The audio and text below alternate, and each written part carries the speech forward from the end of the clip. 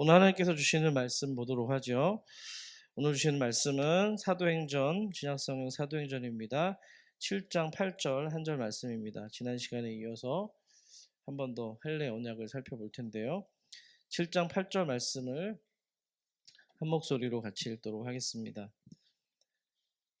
사도행전 7장 8절 시작.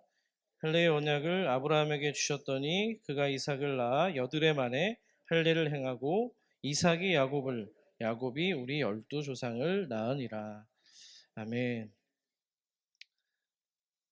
지난 시간 우리는 아브라함의 믿음이 자신의 연약함을 바라보는 믿음이 아니라 하나님의 언약을 바라보는 믿음임을 확인했습니다. 다시 말해서 아브라함은 자기 자신에게서 가능성을 찾은 것이 아니라 언약의 출발점이 되시는 하나님으로부터 그 가능성을 찾았다는 겁니다. 한 주간 여러분들의 삶은 어떠셨습니까? 바라기는 하나님 언약의 이 말씀이 여러분의 삶 가운데 진정 소망이 되고 능력이 되기를 축복합니다. 그런 의미에서 다시금 소망을 담아서 우리 좌우 앞뒤 옆 사람과 이렇게 인사하면 좋겠습니다. 연약함이 아니라 언약으로 삽시다. 한번 인사할게요. 시작. 아멘. 예. 하나님께서는 이 아브라함과 언약을 맺으시고요. 그의 믿음이 시간이 지나면서 사그라들 때 다시금 나타나셔서 당신의 약속을 굳게 세워주시곤 했습니다. 아브라함이 99세가 되어서 할례 언약을 맺을 때도 마찬가지였습니다. 우리 창세기 17장 말씀 화면에 나와 있는데 한번 같이 읽으면 좋겠습니다. 시작. 내가 내 언약을 나와 너 및 내 대대 후손 사이에 세워서 영원한 언약을 삼고 너와 내 후손의 하나님이 되리라. 아멘. 창세기 말씀을 보니까 분명히 아브라함과 아브라함의 후손의 하나님이 되리라고 약속을 하셨습니다. 아브라함뿐만 아니라 후손이 있으려면 뭐예요? 분명히 자식을 주신다는 약속입니다. 믿으십니까? 그렇다면 여기서 질문 한 가지를 드려볼게요. 왜 하나님께서는 아브라함과 언약을 맺으실 때 할례라는 방법을 택하셨을까요?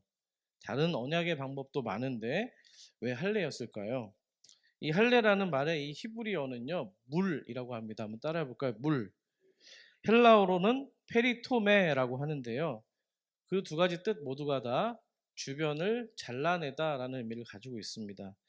이 할례의 영어 단어인 역시 이 circumcision이라고 하는데요. 마찬가지로 주변을 잘라내다라는 cut around의 의미를 가지고 있습니다. 그런데 더 놀라운 점은 언약 자체, 할례가 아니어도 이 언약을 의미하는 히브리 원문의 단어 한번 따라해 볼게요. 베리트. 이 단어는 굉장히 중요합니다. 어렵다고 생각하지 마시고요. 구약에서 언약 나왔다 하면 베리트라는 말을 꼭 기억해 주시면 좋겠습니다. 이 베리트라는 단어 역시도 자르다, 끊어내다, 새기다라는 근본적인 의미를 가지고 있다는 겁니다. 자, 우리는 여기서 중요한 교훈을 한 가지 발견할 수가 있는데요. 그러니까 언약이라고 하는 것은 뭔가를 플러스로 더해서 만들어진 게 아니고요. 빼서 마이너스로 제거해서 만들어진 거란 겁니다. 하나님이 아브라함을 나그네로 부르실 때도 마찬가지였습니다. 나그네는 짐이 무거워야 돼요? 가벼워야 돼요? 당연히 가벼워야 합니다. 하나님은 아브라함이 떠날 때 그의 삶의 부피를 줄이고 제거하도록 부르신 겁니다. 그만큼 하나님을 믿고 동행하는 삶은요, 불필요한 것들을 제거하는 삶에서 시작되는 줄 믿습니다. 아멘이시죠? 자, 그러니까 할례는 다시 정리해서 말씀을 드리면 뭔가 플러스로 더해서 세상과 구별되는 것이 아니고요. 또 더 많은 것을 뭔가 누려서 세상과 다른 존재가 되는 게 아니라는 겁니다. 오히려 플러스가 아니라 마이너스로 빼고 제거할 때 우리의 성도됨이 구별되는 줄 믿습니다. 사랑하는 여러분, 다시 권면드리기는 심플하고 가벼운 삶을 살아가시기를 소망합니다.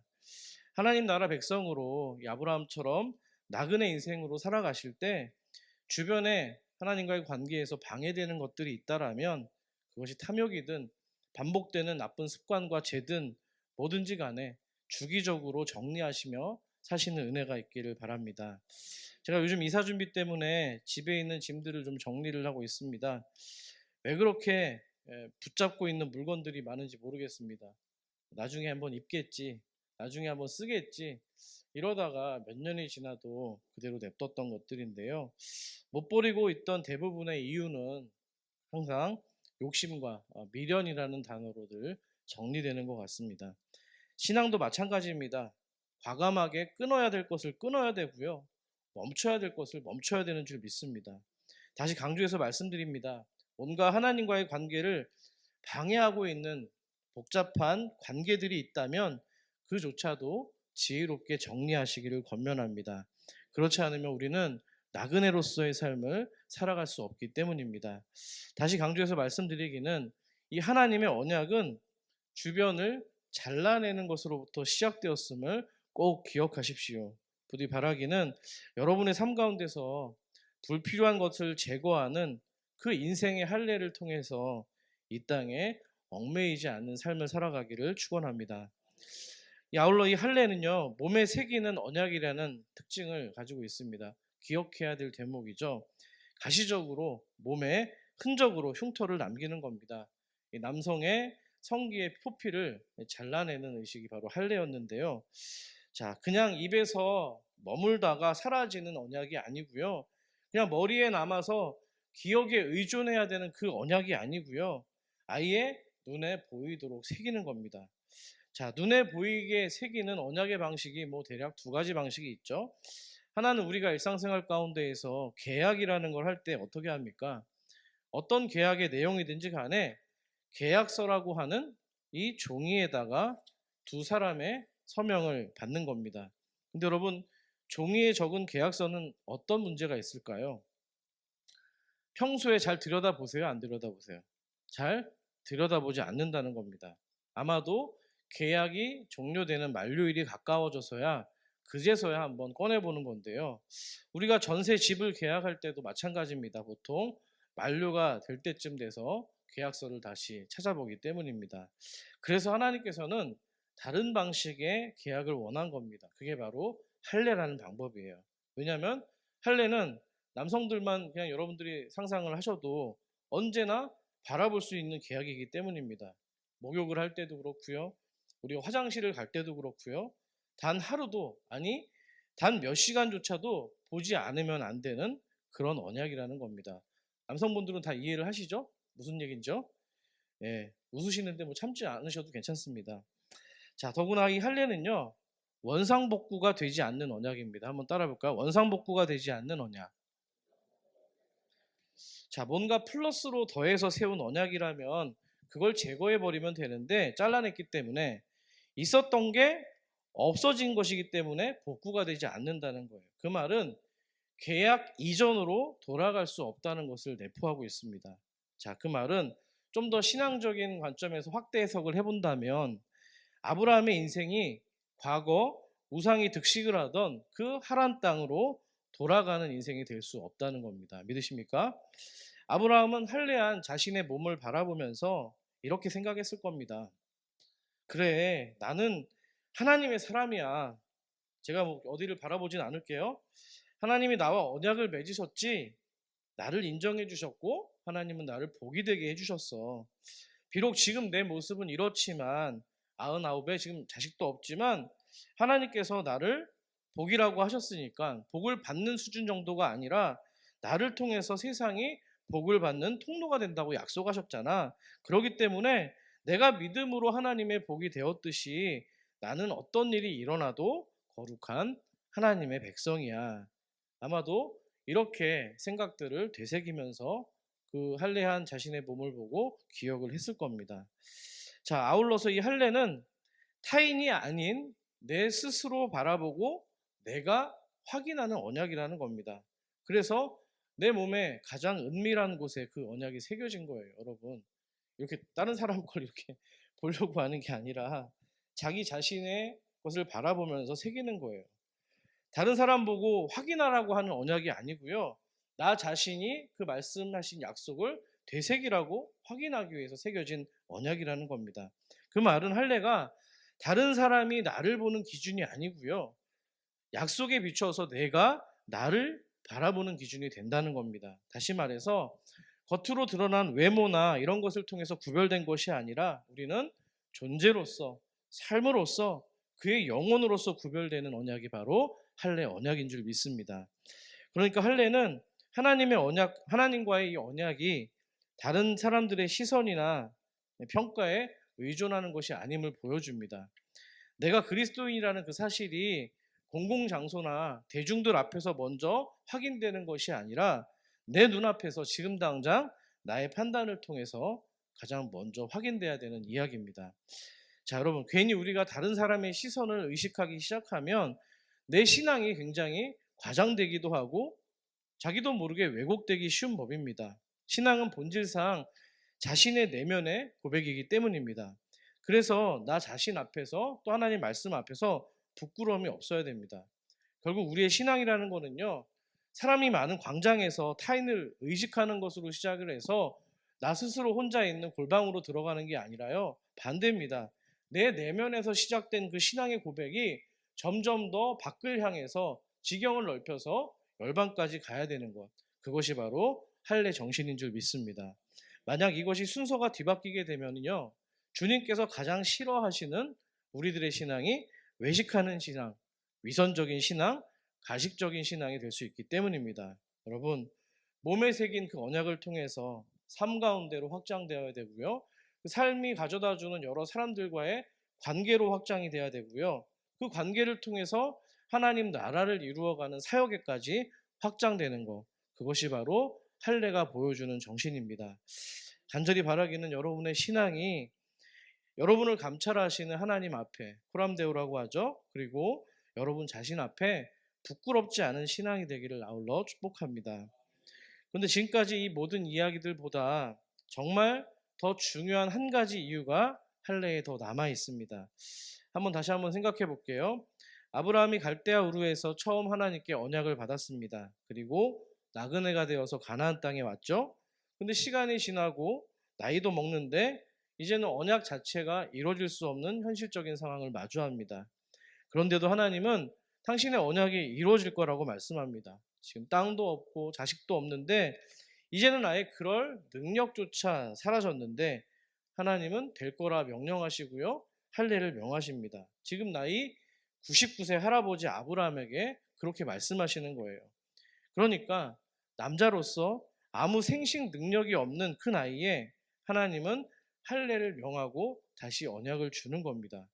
사실 할례의 첫 대상이었던 이 아브라함은요, 아브라함만 이 나이 99에 할례를 받았어요. 물론 그의 이제 자기의 의지를 가지고 낳았던 이스마엘도 13살에 할례를 받긴 했습니다만 아브라함 이후에 다음 세대는 모두 태어난 지 8일 만에 할례를 받았습니다.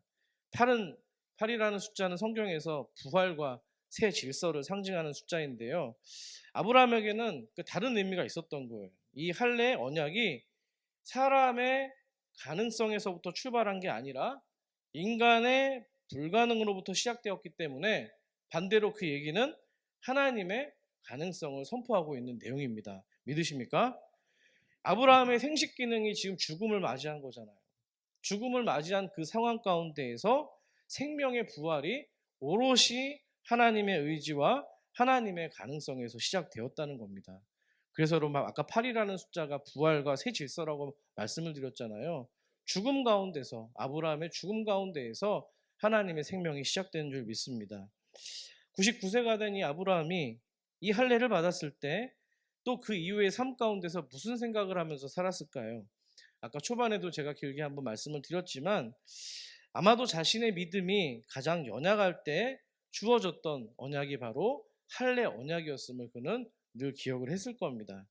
하나님은 이런 내용을 아브라함에게 주신 거죠. 아브라함아, 이건 너의 언약이 아니라 나의 언약이다.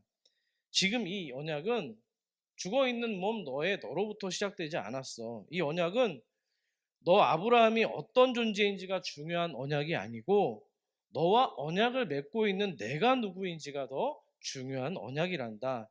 아울러서 너가 무엇을 하느냐가 중요한 것이 아니라 내가 앞으로 너를 통해서 할 내용이 더 중요한 것이 바로 내 언약의 중심이다. 아브라함아, 내가 너의 가능성이 다 끝난 뒤에 너로 할례를 명한 이유를 꼭 기억해 줬으면 좋겠구나. 너의 힘이 끝났을 때, 너의 능력이 사라졌을 때 언약이 시작되었음을 꼭 기억하렴. 앞으로 너는 너 자신을 보면서 이 언약의 가능성을 내다보지 말고 논하지도 말고 언약을 주고 성취해 가고 있는 나를 보고 소망을 가져가기를 바란다. 그래서 네가 끝났을 때 나는 시작할 수 있고 너가 나에게 비웃었을 때 나에게는 너를 통해서 웃음으로 변화시킬 수 있는 거야. 아멘이십니까? 이처럼 아브라함은 자신의 몸에 새겨진 그 언약의 할례를 통해서 하나님의 마음을 들여다보게 되었을 것입니다. 할렐루야. 사랑하는 우리 산솔 가족 여러분, 하나님께서 우리 성도님들에게 새 언약을 통해서 주시는 마음도 마찬가지입니다. 우리가 아직 죄인 되었을 때, 아무런 소망이 없었을 때, 어떤 선한 것도 가능성을 기대할 수 없었을 때 하나님은 우리에게 찾아오셔서 새 언약의 주인공 되시는 예수 그리스도를 선물로 주신 것입니다. 아멘이시죠? 하나님은 예수 그리스도를 통해서 우리와 항상 함께 있다고 말씀하셨고요. 나와 내가 함께 더불어 먹는 그런 관계를 맺으시겠다고 약속하셨고요. 또 내가 너로 인하여 성도라는 말에 합당한 모습으로 바꾸어 가시겠노라고 약속하신 겁니다. 그래서 여러분 오늘 PPT에 나와 있지는 않지만 로마서 3장 23절 4절 말씀을 제가 한번 읽어드릴게요. 이 내용입니다. 모든 사람이 죄를 범하였음에 소망이 없는 거잖아요. 하나님의 영광에 이르지 못하더니 그리스도 예수 안에 있는 속량으로 말미암아 하나님의 은혜로 값없이 의롭다 하심을 얻은 자 되었느니라. 아멘. 우리는 소망이 없었습니다. 죽었어요. 영광에 이를 수 없는 존재였어요. 관계를 맺을 수 없는 존재였는데 예수 안에 있는 속량으로 말미암아 은혜로 의로운 자가 된 것입니다. 의로운 자는 관계를 맺을 수 있는 자격이 부여된 것을 의미합니다. 여러분, 우리에게는요, 그 당시 아브라함 때와 달리 현재를 살고 있는 우리들에게는 아브라함 몸에 새겨져 있는 할례와 같은 가시적인 표징은 없습니다. 왜 그렇습니까? 방금 로마서 말씀을 읽어드렸지만 예수 그리스도의 십자가 보혈이 이스라엘과 이방인의 이 혈연적인 경계선을 모두 다 무너뜨렸기 때문입니다. 따라서 하나님을 믿는다고 해서 율법적인 그 할례를 굳이 받을 필요가 없어진 겁니다. 물론 할례가 없는 것이 한편으로 다행스러운 면도 있습니다. 왜냐하면 과거 유대인들이 할례로 인해서 범했던 실수가 있기 때문입니다.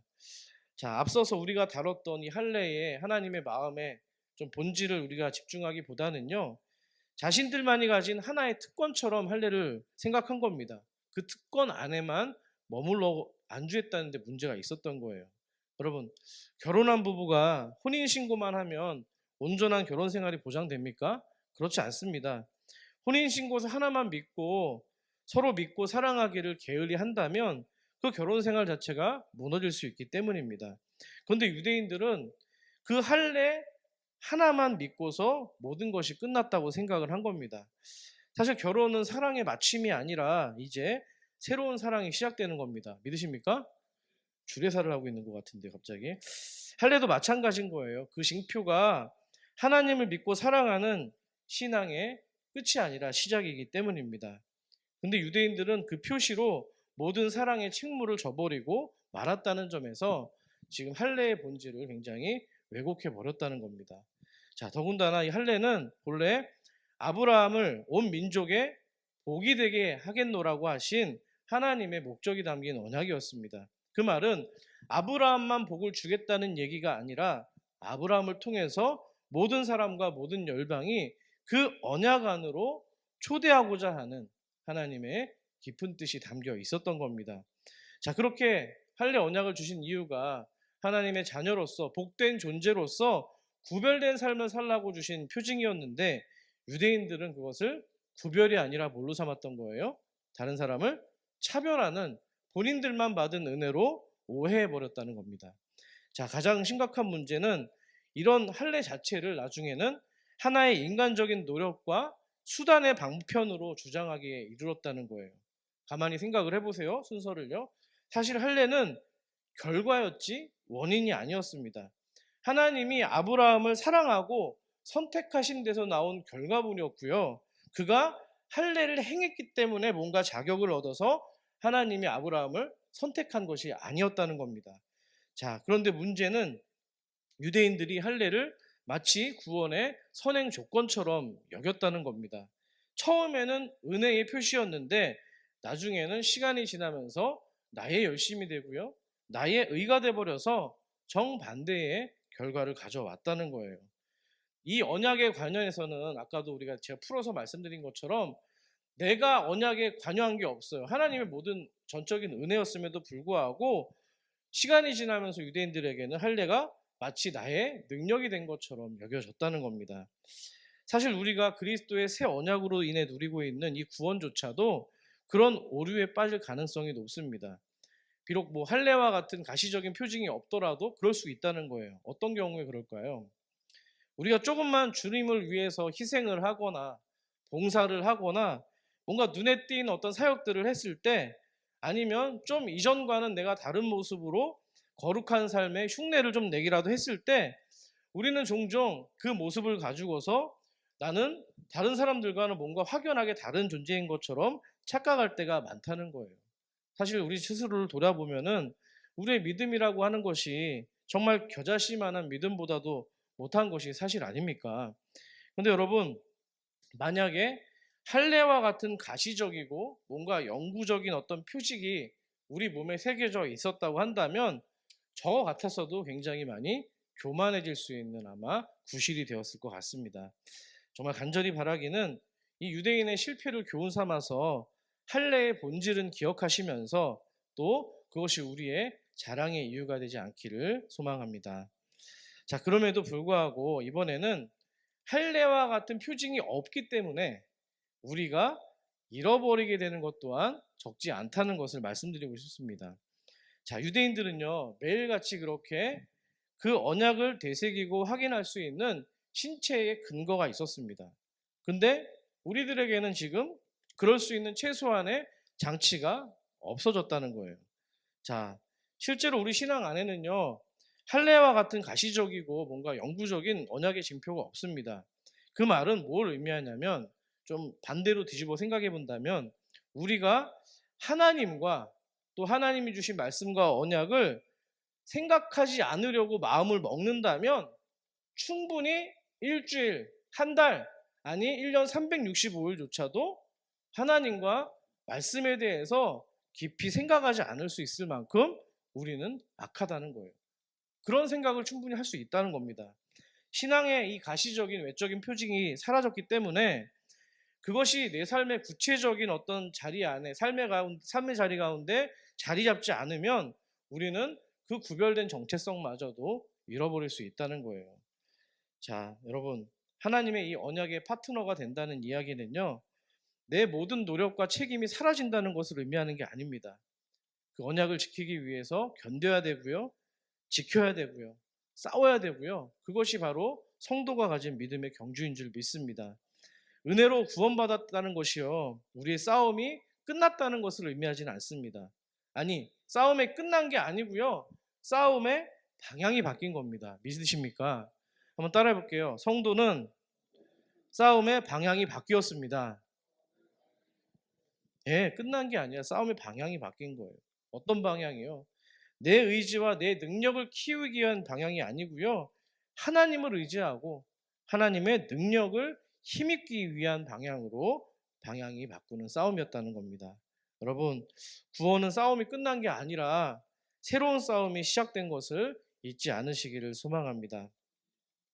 여러분, 그래서 우리가 육체적인 할례는 몸에 새겨져 있지 않지만 우리 삶 가운데 그것을 보면서 뭔가 하나님을 의지해야 되고 하나님을 생각해야 되고 믿어야 되는 어떤 그런 할례 장치가 필요합니다.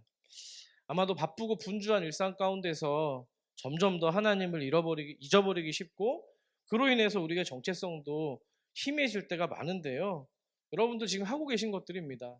새벽에 정말 몸을 깨워서 새벽 기도에 나오시는 거, 알람을 맞춰놓고 나오시는 거, 큐티하시는 거, 또 기도의 자리로 나아가시는 거, 섬기는 자리에 몸은 피곤하지만 정말 주님의 몸된 지체로서 함께 섬기는 거, 이런 모든 것들이 다 정말 언약을 지키고 하나님을 기억하는 방향의 싸움이라는 겁니다. 믿으십니까? 그렇게 하나님을 의지할 수 있는 방향으로 우리들의 삶을 좀 다시 구성하는 신앙적인 삶의 재구성이 필요하다고 생각합니다. 여러분, 정말 이런 삶의 할례가 없이는, 그런 노력이 없이는 정말로 구별된 거룩한 백성으로 이 땅을 살아가기가 힘듭니다. 여러분 자신의 한번 삶을 돌아보시길 바랍니다. 과연 내가 내 삶이 하나님을 의지하는 방향으로 지금 세팅되어 있는지, 하나님의 도우심을 구하고 인정하는 방향으로 나아가고 있는지, 내 신앙의 싸움이 하나님을 더 의지하기 위한 그런 싸움을 하고 있는지, 또 나를 인도하고 책임지고 계신 하나님을 아까 초반에 말씀드린 것처럼 힘써 알고자 하는 그런 용기가 있는지 또 곰곰이 돌아보시기를 바랍니다. 여러분, 예전에 뉴욕타임즈에 실린 기사입니다. 되게 유명한 예화인데요. 한국과 미국의 불임치료 공동연구진이 불임 환자를 위해서 기도한 결과 치료 효과가 크게 높아졌다는 연구 결과가 있었습니다. 1998년도, 99년 2년에 걸친 이 연구인데요. 서울에 있는 차병원에서 산부인과로 유명한데요. 불임 치료를 받은 환자 199명과 저 미국과 캐나다, 호주의 기독교인을 대상으로 기도와 임신 성공률의 관계를 조사한 거예요. 조사 방법은 다음과 같습니다. 서울 차병원에서 불임 치료를 받은 199명의 환자들을 두 그룹으로 나눕니다.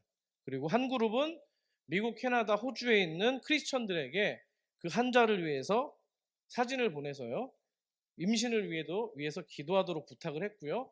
나머지 반은 그런 기도를 전혀 부탁하지 않았습니다. 자, 중보 기도를 하는 사람은 세 그룹으로 나눠졌어요.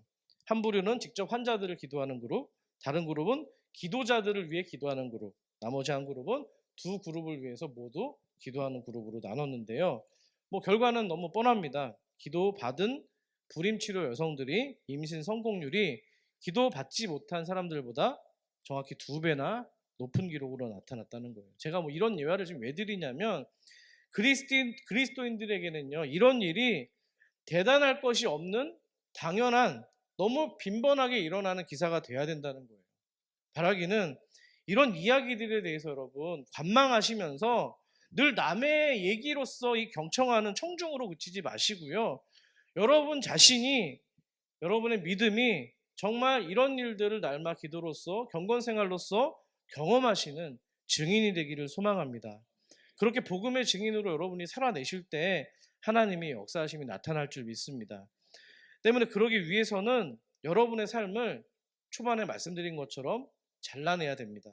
하나님의 능력을 의지하고 그분을 더 힘써 알기 위해서 삶의 할례가 필요한 겁니다.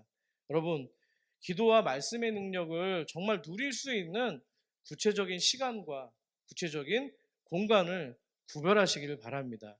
그럴 때 그 시간과 공간에 임하시는 하나님의 역사가 나타날 줄 믿습니다. 말씀을 맺습니다. 소설 해리포터에 보면은 이런 글귀가 나옵니다. 이 호그와트 마법학교가 있는데요. 거기에 교장 선생님인 덤블도어라는 사람이 학생들에게 한 말입니다. PPT에 나왔는데 한번 읽어볼까요? 시작. 우리가 진정 누구인지 보여주는 것은 우리가 가진 능력이 아니라 우리가 하는 선택이다. 저는 이 대사가 우리 그리스도인들에게도 중요한 메시지라고 생각합니다. 우리가 어떤 능력을 가지고 있느냐가 중요한 게 아니라 우리가 누구를 의지할 것이냐, 누구를 바라볼 것이냐, 이걸 결정하는 것이 더 중요하다는 겁니다. 성도가 세상과 구별되는 지점이 바로 여기입니다. 이 선택이, 이 싸움이 바로 우리의 인생을 결정하기 때문입니다. 적어도 우리를 창조하시고 구원하신 분이 여호와 하나님이심을 믿는 성도라면 말입니다. 부디 바라기는 주님의 언약을 늘 기억하시면서 신뢰하시면서 주님께서 여러분을 향해서 계획하신 모든 계획들이 온전히 세상 가운데 이루어지기를 축복합니다.